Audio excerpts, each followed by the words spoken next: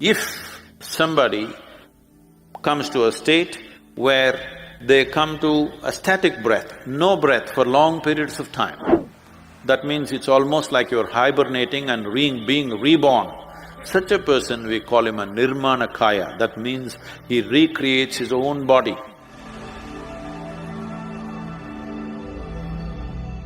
What does a full life mean? Full life does not mean 1,000 years.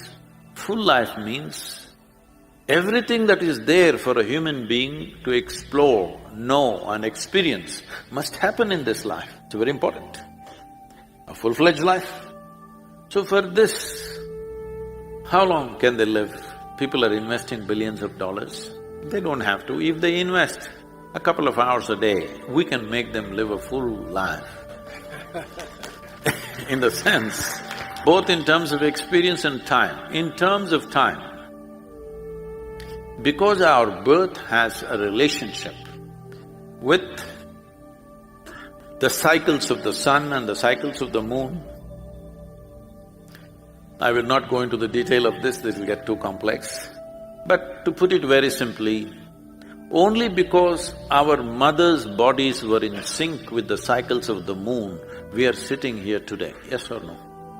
Huh? If our mothers' bodies were not in sync with the cycles of the moon, we wouldn't be born. So, there are 9 celestial objects which have significant impact on our body. Out of these, 3 of them are most important: the planet Earth, which provides material for our body; moon, which sets up certain basic cycles within our system; and sun.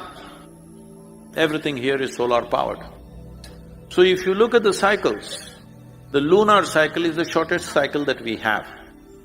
There are other kinds of cycles, I will not go into the mathematics of it, but the largest cycle we can go into the solar cycle is 12.25 years long.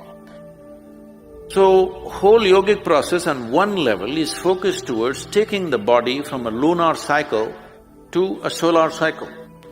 From a 28-day cycle, we want to slowly push this into a larger cycle where our cycles are 12.25 years.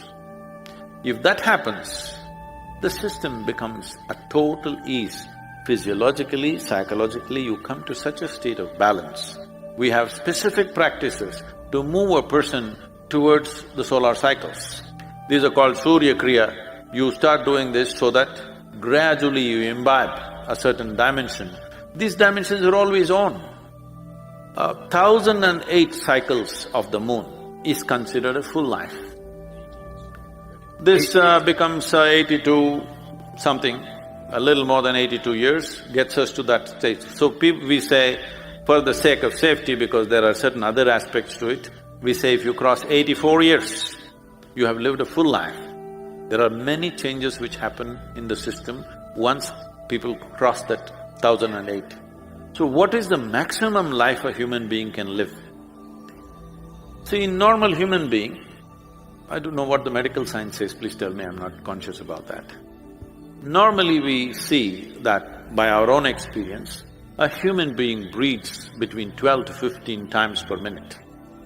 Is that the understanding? If you're breathing 15 times per minute, you're breathing 21,600 times per minute. 21,600 is not just an accidental number that you have arrived at. 21,600 is the number of nautical miles across the equator.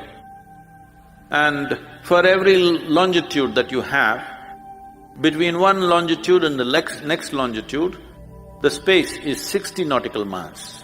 This is considered as a minute. Anybody who's an aviator or a navigator knows this. We call the space as a minute, because that's 1 minute. And our breath and the cycles of the planet are very closely connected. If we drop our breathing to 12 on an average, suppose by doing the right kind of practices, you bring your breath to 12, we say you will live up to 108 years of age. If you drop your breath to 9, we say you will live up to 124 years of age. If you drop your breath to 6, we say you will live up to 164 years. If somebody comes to a state where they come to a static breath, no breath for long periods of time. That means it's almost like you're hibernating and being reborn. Such a person, we call him a nirmanakaya. That means he recreates his own body.